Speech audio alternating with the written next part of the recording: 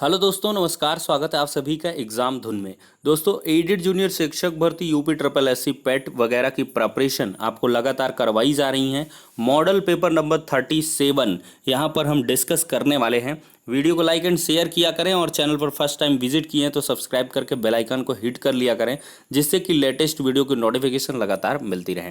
तो चलिए दोस्तों, वीडियो सेशन में आगे बढ़ें। इसके पहले शिक्षक भर्ती और स्पेशली टेट की प्रिपरेशन करने वाले अभ्यर्थियों के लिए एक छोटी सी information. India's largest learning platform Unacademy लाए हैं प्लस कोर्स। अगर इसके फीचर्स की बात करें तो घर बैठे फेवरेट एजुकेटर के माध्यम से पढ़ने का मौका मिलेगा, कंप्लीट एग्जाम प्रिपरेशन होगी, रेगुलर डाउट क्लियरिंग सेशन होगा, एग्जॉस्टिव कवरेज होगा पूरे सिलेबस का, फ्री टेस्ट सीरीज प्रोवाइड होंगी, फ्री मॉक टेस्ट आपको मिलने हैं वीकली। अगर देखा जाए तो बिग न्यूज है, 80% जो सी टेट, यूपी टेट और स्टेट टेट है उनके सब्सक्रिप्शन प्लान में आपको छूट मिल रही है। 6 महीने का सब्सक्रिप्शन आपको 699 में, 12 महीने का 899 में। यूज करिए हमारे रेफरल कोड EM टेट को 10% का इंस्टेंट डिस्काउंट पाने के लिए। दोस्तों, अगर बात करें DSSB, super TET, KVS, NVS, APS के सब्सक्रिप्शन प्लान्स भी यहाँ पे स्टार्ट हो चुके हैं और इनके प्राइसेस यहाँ पर दे दिए गए हैं। साथ में देखा जाए तो एम रीड सितंबर 2021 कंप्लीट बैच कोर्स स्टार्ट हो गया है 8 जुलाई से। 80% डिस्काउंट है सारे प्राइसेस पर। 6 महीने का 699 में, 12 महीने का 899 में। तो यूज करिए हमारे रेफरल कोड EM टेट को, 10% का इंस्टेंट डिस्काउंट मिलेगा और साथ ही साथ free live classes, test, quizzes में पार्टिसिपेट करने का मौका भी। ज्यादा जानकारी के लिए लिंक डिस्क्रिप्शन बॉक्स में प्रोवाइड है, चेकआउट कर। दोस्तों, अब आ चुके हैं अपनी नॉर्मल स्क्रीन पर। पहला क्वेश्चन है, गांधी जी के विदेशी वस्तुओं के बहिष्कार के आंदोलन का लक्ष्य क्या था? तो दोस्तों, अगर देखा जाए तो गांधी जी के विदेशी वस्तुओं के जो बहिष्कार का लक्ष्य था वो सिर्फ कुटीर उद्योगों को प्रोत्साहन देना था। मतलब कुटीर उद्योग ही आगे बढ़ें, छोटे छोटे जो मतलब जैसे हथकरघा हो गया, घर में छोटी छोटी वस्तुओं को बनाना, तो यही था कि कुटीर उद्योगों को बढ़ावा मिले और विदेशी वस्तुओं को हम त्याग दें। मतलब औद्योगिकरण वाली, इंडस्ट्रियलाइजेशन वाली प्रोसेस को तोड़ना चाहते थे। फिर है, भारत के राष्ट्रपति पद के लिए निर्धारित न्यूनतम आयु क्या है? सॉरी, अधिकतम आयु यहाँ पे पूछा है। तो अधिकतम आयु की अगर दोस्तों मैं यहाँ पर बात करूँ तो अधिकतम आयु राष्ट्रपति बनने के लिए कोई इसमें आयु सीमा नहीं होती है। कोई भी एज का कोई भी व्यक्ति हो वो राष्ट्रपति बन सकता है दोस्तों। अगला क्वेश्चन है, जवाहर रोजगार योजना क्रियान्वित की जाती है ग्राम पंचायतों द्वारा, जिला कलेक्ट्रेट द्वारा, राज्य सरकार द्वारा या केंद्र सरकार द्वारा? तो दोस्तों, जो जवाहर रोजगार योजना है वो केंद्र सरकार के द्वारा जो है एग्जीक्यूट की जाती है। दोस्तों, अगर जवाहर रोजगार योजना की बात करें तो इसका शुभारंभ केंद्र सरकार द्वारा 7वीं पंचवर्षीय योजना 1 अप्रैल 1985 से 31 मार्च 1990 के दौरान 1 अप्रैल 1989 को ग्रामीण रोजगार सृजन हेतु पूर्व में चल रही 2 योजनाएं, जैसे NREP था, नेशनल रूरल एम्प्लॉयमेंट प्रोग्राम, और rural landless employment programme RLEGP को मिलाकर किया गया है। तो जवाहर रोजगार योजना को अब फिर से कुछ चेंज कर दिया गया है। क्या कुछ है उसका नाम आप कमेंट में अवश्य बताएं। अगला क्वेश्चन है, लोकसभा आयोजित करने के लिए अपेक्षित गणपूर्ति या कोरम कितना होना चाहिए? तो दोस्तों, इसको मैंने कई बार आपको बताया है और इसका गणपूर्ति या कोरम है 1/10 होना चाहिए। ठीक है दोस्तों। अगला क्वेश्चन है, संसदीय प्रकार की सरकार में वह बराबर वालों में पहले होता है, वह कौन होता है? बराबर वालों में पहले होता है तो दोस्तों इस संसदीय प्रकार की सरकार में प्रधानमंत्री होता है। फिर है, भारत की सिलिकॉन वैली कहाँ पर स्थित है? तो भारत की अगर हम सिलिकॉन वैली की बात करें तो ये बंगलुरु में है दोस्तों। ऑप्शन नंबर बी करेक्ट हो जाएगा। और अगला क्वेश्चन लेते हैं, इंडिया विंस फ्रीडम पुस्तक के लेखक कौन है? तो दोस्तों, अगर मैं बात करूं इंडिया विंस फ्रीडम की तो इसके जो लेखक हैं दोस्तों वो हैं मौलाना अबुल कलाम आज़ाद। अगला है, भारतीय रिजर्व बैंक करेंसी नोट जारी करता है। करेंसी नोट जारी करता है दोस्तों कैसे? न्यूनतम आरक्षण प्रणाली के अंतर्गत। जो RBI है वो करेंसी नोट कैसे जारी करेगा? न्यूनतम आरक्षण प्रणाली के अंतर्गत। फिर है, कौन सा दिन अंतर्राष्ट्रीय मानव अधिकार दिवस के रूप में बनाया जाता है? तो अंतर्राष्ट्रीय मानवाधिकार दिवस के रूप में दोस्तों 10 दिसंबर मनाया जाता है। अंतर्राष्ट्रीय महिला दिवस के रूप में कौन सा मनाया जाता है, इसको आप कमेंट में बताएंगे। चलिए अगला दोस्तों यहाँ पे क्वेश्चन लेते हैं। 1959 तक पाकिस्तान की राजधानी क्या थी? देखा जाए तो 1959 तक पाकिस्तान की दोस्तों राजधानी क्या थी दोस्तों? कराची थी। क्या है? ऑप्शन नंबर बी इसका करेक्ट है, कराची राजधानी थी। ठीक है, अगला क्वेश्चन यहाँ पर लेते हैं। थोड़ी सी एक्सप्लेनेशन भी बताना चाहूँगा यहाँ पे कराची के संबंध में क्या कुछ सीन रहा है। देखिए दोस्तों, जो पाकिस्तान की वर्तमान राजधानी इस्लामाबाद है वो 1960 में कराची से ही स्थानांतरित करके बनाई गई है। कराची जनसंख्या के दृष्टिकोण से पाकिस्तान का सबसे बड़ा शहर है, जो वर्तमान में इस देश की आर्थिक राजधानी भी कहा जाता है। पाकिस्तान जो है भारत से अलग होकर एक स्वतंत्र राष्ट्र के रूप में 14 अगस्त 1947 को अस्तित्व में आया था।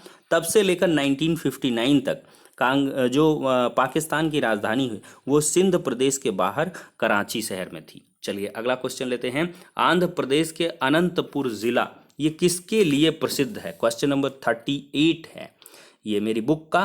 तो इसमें ऑप्शन नंबर डी स्वर्ण करेक्ट हो जाएगा, गोल्ड। आंध्र प्रदेश का जो अनंतपुर जिला है दोस्तों वो गोल्ड के लिए प्रसिद्ध है। किसके लिए? सोने के लिए। अगला है सोना स्लीप वाला नहीं, गोल्ड वाला। बहादुर शाह कौन था? दोस्तों बहादुर शाह जो था वो अंतिम मुगल बादशाह था। अंतिम जो मुगल शासक था वो बहादुर शाह ही था। अगला है मंगल पांडे ने 1857 के विद्रोह की पहली गोली कहाँ पर चलाई थी? तो बैरकपुर की छावनी में चलाई थी दोस्तों। ऑप्शन नंबर ए करेक्ट हो जाएगा। फिर है किसने कहा था स्वराज मेरा जन्म सिद्ध अधिकार है और मैं इसे लेकर रहूंगा? तो दोस्तों इसको कहा था 1916 के यानी कि 1916 के कांग्रेस के लखनऊ अधिवेशन में ये कहा था बाल गंगाधर तिलक ने। ऑप्शन नंबर बी करेक्ट हो जाएगा। ठीक है, सर वैलेंटाइन सिरोल ने तिलक को भारत में अशांति का इसी वजह से जन्मदाता कहा था। और 1919 में मॉन्टेग्यू चैम्सफोर्ड सुधारों को तिलक ने आधी रोटी के समान माना था तथा सलाह दी थी आधी रोटी को लेकर पूरी रोटी के लिए लड़ाई को जारी रखना चाहिए। तो इसी प्रकार के ये काफ़ी भड़काऊ जो बयान है वो देते रहते थे। इसी वजह से इनको सर वैलेंटाइन सिरोल ने भारत में अशांति का जन्मदाता कहा है। फिर है पहाड़ों पर जल कम तापमान पर उबलता है। इसका रीजन दोस्तों समझ लीजिए। तो पहाड़ों पर वायुदाब कम होता है, पहाड़ों पर जो एटमॉस्फेरिक प्रेशर होता है वो कम होता है, इसी वजह से कम तापमान पर जो है पहाड़ों पर जल उबलने लगता है। फिर है चौरी चौरा कांड के बाद गांधी जी ने क्या स्थगित कर दिया था? तो दोस्तों चौरी चौरा कांड के बाद सभी को मालूम है गांधी जी ने असहयोग आंदोलन को स्थगित कर दिया था। ऑप्शन नंबर सी करेक्ट है। फिर है रेफ्रिजरेटर खाद्य पदार्थों को खराब होने से बचाते हैं। इसका कारण क्या है? कि इसके न्यून तापमान पर जीवाणु और फफूंदी निष्क्रिय हो जाते हैं। यही रीज़न है कि रेफ्रिजरेटर में जो खाद्य पदार्थ है वो खराब होने से बचा लेता है। फिर है रक्तों के AB वर्ग वाला व्यक्ति ऐसे व्यक्ति को रक्तदान कर सकता है जिसके रक्त का वर्ग क्या हो दोस्तों? 45 नंबर का सही जवाब है AB हो। AB वाला और किसी को नहीं दे सकता है रक्तदान। ये सर्वग्राही होता है, यूनिवर्सल एक्सेप्टर होता है। सबका खून ले तो लेगा, सारे ब्लड ग्रुप का, लेकिन सबको दे नहीं पाएगा, ये सिर्फ AB को दे पाएगा। फिर है पक्षियों को बहुत ऊंचाई पर उड़ते समय सांस की परेशानी क्यों नहीं महसूस होती है? तो पक्षी चाहे जितने स्वच्छ आसमान में जितना ऊपर उड़े उनको कोई दिक्कत नहीं होती है, चूंकि उनमें अतिरिक्त वायुकोश होते हैं। उनमें क्या होता है दोस्तों? अतिरिक्त वायुकोश होता है। अगला क्वेश्चन है पारिस्थितिकी तंत्र में ऊर्जा का स्रोत है। तो पारिस्थितिकी तंत्र में ऊर्जा का सबसे बड़ा स्रोत आपके सूर्य देवता ही हैं। ऑप्शन नंबर ए करेक्ट है, इसी वजह से सूर्य देवता की पूजा होती है। फिर है स्टेनलेस स्टील में निम्नलिखित में से कौन सा तत्व नहीं पाया जाता है? तो दोस्तों मैं बात करूं तो टंगस्टन इसमें स्टेनलेस स्टील में नहीं पाया जाता है, जबकि आयरन, क्रोमियम, निकिल इन सब से मिलकर ही स्टेनलेस स्टील बना करता है दोस्तों। तो कुल मिला के दोस्तों आज क्वेश्चंस काफ़ी हम कम लेंगे और इस वीडियो सेशन को अब एंड करेंगे। और इसके पहले मैं आपको कुछ इम्पोर्टेंट बुक बताना चाहूँगा, जैसे माई एक्सपेरिमेंट विथ ट्रुथ। ये बहुत ही इम्पोर्टेंट बुक है, कई बार पूछी गई है और इस बुक के लेखक हैं महात्मा गांधी जी। माई ट्रुथ की बात करें तो ये इंदिरा गांधी जी के द्वारा लिखी गई। माई डेज की बात करें तो R.K. नारायण के द्वारा लिखी गई। माई प्रेसिडेंशियल ईयर्स ये R. वेंकट रमन के द्वारा लिखी गई है। और माई लाइफ एंड टाइम्स ये V.V. गिरी के द्वारा लिखी गई है। और माई music my life Pandit Ravishankar के द्वारा लिखी गई है। ये बहुत इंपॉर्टेंट बुक है दोस्तों। और देखा जाए तो भारतीय अंतरिक्ष कार्यक्रम का जनक किसको माना जाता है, तो दोस्तों ये माना जाता है डॉक्टर विक्रम साराभाई को। और एक क्वेश्चन बहुत बार पूछता है, इसरो का फुल फॉर्म क्या है, तो दोस्तों इंडियन स्पेस रिसर्च ऑर्गेनाइजेशन, ये इसरो का फुल फॉर्म होता है दोस्तों। और मैं कुछ आपको इम्पोर्टेंट क्वेश्चन बता दूं तो उसमें होगा LPG वायु और गैसोलीन का मिश्रण है। LPG क्या है, वायु और गैसोलीन, वायु तथा गैसोलीन का मिश्रण है। और गैसोलीन को पेट्रोल कहा जाता है, ये काफ़ी इंपॉर्टेंट है।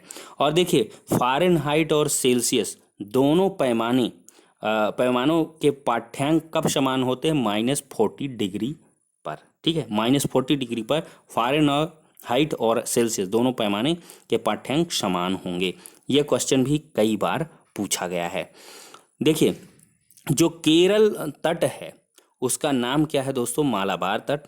महाराष्ट्र और गोवा पर जो तट है उसको कोंकण तट कहते हैं। और तमिलनाडु आंध्र प्रदेश पर जो तट है उसको कोरोमंडल तट कहते हैं।